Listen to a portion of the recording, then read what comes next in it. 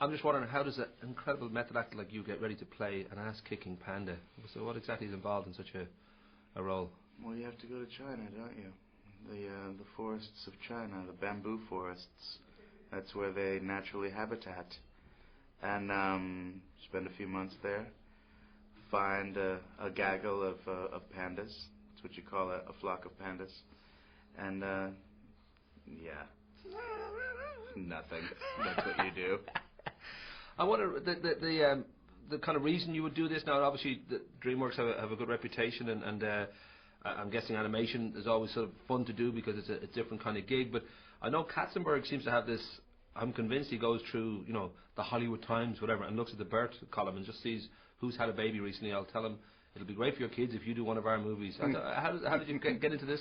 No, I didn't. I wasn't even thinking about having babies when I signed on to do this movie. I just wanted to, be. I wanted to be the panda, and I've always loved animation since I was a kid. I actually, if it didn't work out with the acting thing, I might have been an animator. I did a couple when I was younger. It takes a lot of patience drawing thousands of, drawings that are just a tiny bit different each time.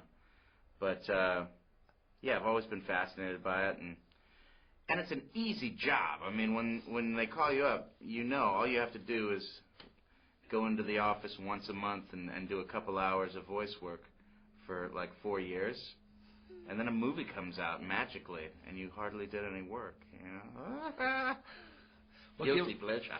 Given that you have David Cross around you and people like Seth Rogen, I don't know whether there's a kind of room to improvise, or whether, given the nature of it, that you kind of do your piece and really it sort of has to be put together like a jigsaw. You don't have that comfort of just riffing off on what you wanted to say. Yeah, it would be cool if we had more time with the whole cast together, But I quite liked working in the isolation chamber as well, because I had all the time in the world to experiment with different line readings, and if the whole cast was there, they would get impatient waiting for an actor to work out every possible scenario in their improvisations. So it's good not to have to put everyone through that.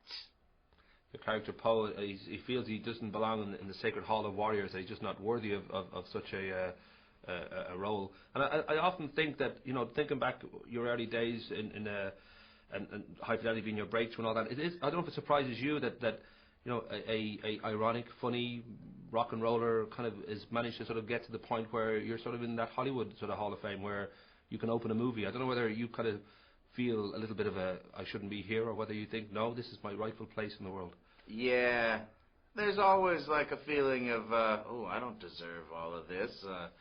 When will they discover that I'm a fraud? But you just keep on, plowing forward, and then you get a little gust of self-confidence when you get a good scene or get a good laugh. You feel like, oh, maybe I do deserve it. Fake it till you make it. That's what they say. But that notion too of actors who are known to be naturally funny always sort of are drawn later on as their career develops. They try some drama, they'll try some other things, and you kind of, Margot at the Wedding recently, King Kong and all that.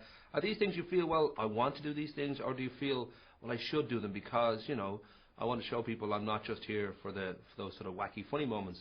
Well, I wish I could say that, yeah, I'm actively pursuing certain things, but I'm just really doing the cool things that come up, I love to collaborate with great directors of vision, whether it's a drama or a comedy. I just want to do things of high quality, and when something like that comes around, you don't pass it up.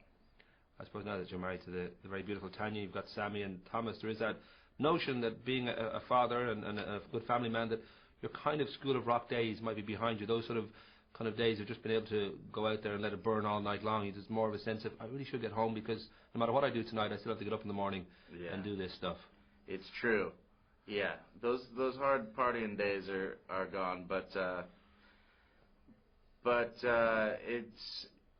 it's a whole new world of pleasures when you got the babes. It's pretty full on. Yeah, and there's always like new discoveries. Every day is another incredible day.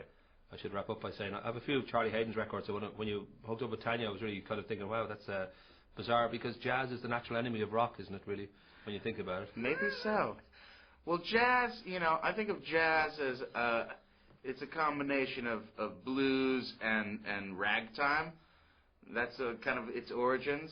And I think of rock as a combination of blues and maybe some classical music, or at least heavy metal. So they both got the blues in common. There's a common language there. I think jazz is a combination of instruments and drugs, and just whatever happens after that happens. Well, so's rock. Rock and roll. I gotta go. All Nice right. to talk to you, son. Take care.